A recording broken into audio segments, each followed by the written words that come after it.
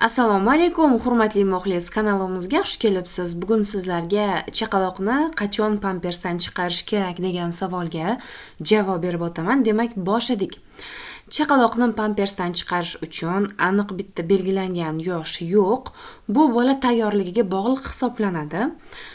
Demak, bugun bolakayni qachon va qanday pampersdan chiqarish haqida bir nechta ma'lumotlarni aytib o'taman.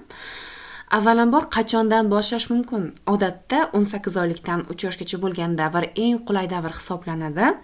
Ko'pchilik bolalar 2-2,5 yoshda to'laqonli tayyor bo'lishadi.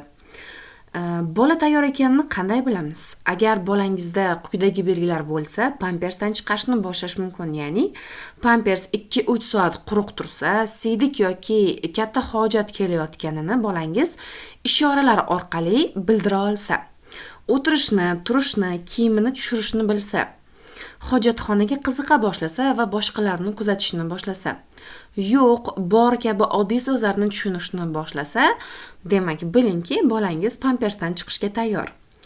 Qaysi holatlarda shoshilmasa kerak? Agar bolangiz tez-tez kasal bo'lsa, yangi stress bo'lsa, ya'ni bog'chaga borishni boshlasa, yangi uyga ko'chgan bo'lsangiz yoki yangi chaqaloq dunyoga kelgan bo'lsa, yoki o'tirishga umuman rozi bo'lmasa, bu paytda biroz kutgan ma'qul. Qanday boshlagan yaxshi? Avval gashok bilan tanishtiring. Kuniga bir vaqtda ertalab yoki uxlashdan oldin o'tkazing. Bolani hech qachon majburlamang va urushmang. Muvaffaqiyatni maqtov bilan qo'llab-quvvatlang. Kechasi pampersni keyinroq yechish mumkin. Demak, bu normal holat hisoblanadi.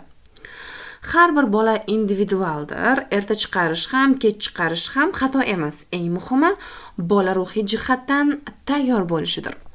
O'ylaymanki, shu ma'lumotlarim sizlarga manzur bo'ldi. Agar videomiz yoqqan bo'lsa, kanalimizga obuna bo'lishni hamda like bosishni unutmang. E'tiboringiz uchun rahmat.